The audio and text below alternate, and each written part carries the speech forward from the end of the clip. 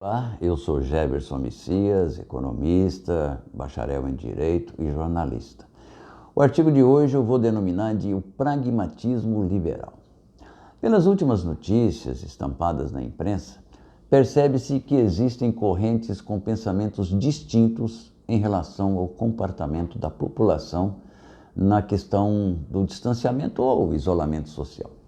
No governo federal, o presidente Jair Bolsonaro, ratificando o seu pronunciamento de dias atrás em rede nacional, age como se nada demais fosse acontecer.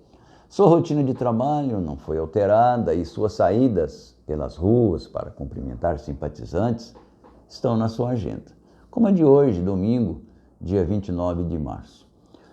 Ao sair em passeio, sem programação de destino, fez uma parada em Ceilândia, uma cidade satélite do Distrito Federal, distante mais ou menos uns 30 quilômetros do Brasília, e que tem em sua maioria moradores que trabalham no plano piloto. E são, na sua maioria também, de classes média e até baixa. Saboreando um espetinho, reafirmou para uma plateia entusiasmada com a sua presença que apenas os velhos devem ficar em casa. O Brasil precisa trabalhar.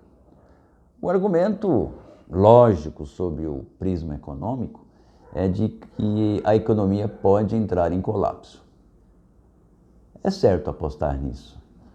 Medidas já tomadas e outras a serem definidas devem ser aplicadas para minimizar essa catacumbe.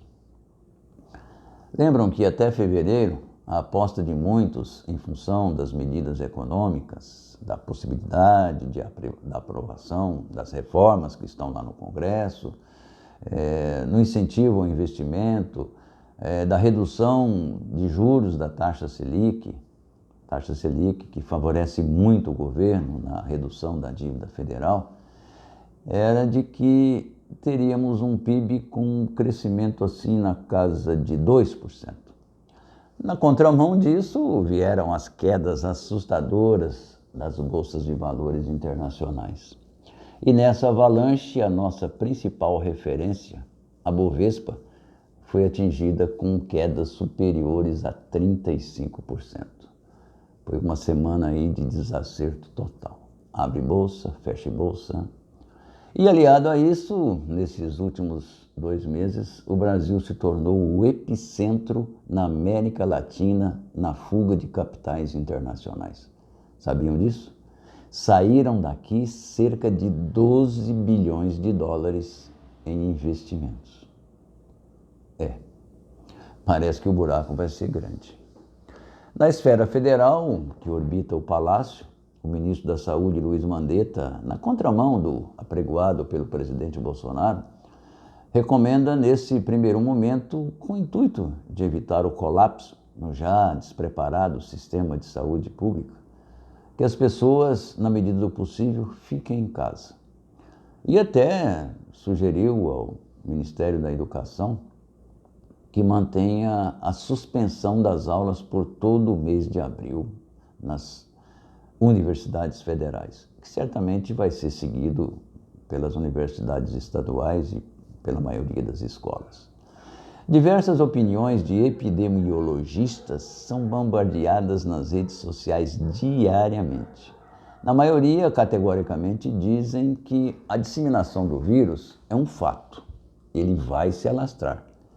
O que se pretende com o distanciamento social, todos sabem, é fazer com que isso aconteça de forma gradual, para dar tempo de tratar os contaminados.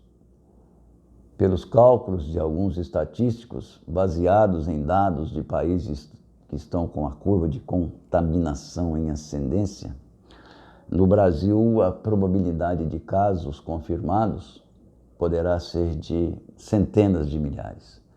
Mais ou menos 0,1% da população, isso levando-se em conta alguns agravantes, como estilo de vida e condições de moradia. Como exemplo, moradores em favela e aqueles que não possuem uma qualidade ideal em saneamento básico. E esse pessoal representa uma boa massa da população das grandes cidades. Com isso, talvez se confirme o número um número divulgado por alguns empresários e que servem de argumento pela retomada dos negócios, de que com o isolamento vertical teríamos entre 5 a 7 mil mortos, algo em torno de 0,03% dos 209 milhões de brasileiros. Esperamos que não, que essa conta não feche. Chamou a atenção a declaração dada pelo ministro Paulo Guedes, abre aspas, como economista, digo que a economia tem que funcionar. Como cidadão, quero ficar em casa. Fecha aspas. Mas o que se percebe com clareza, com todos esses desencontros de decretos e normativas, é uma população vivendo com muitas incertezas e com muito medo. Uma coisa é certa, cabe a cada um de nós fazer a sua parte e sermos mais solidários. Um abraço.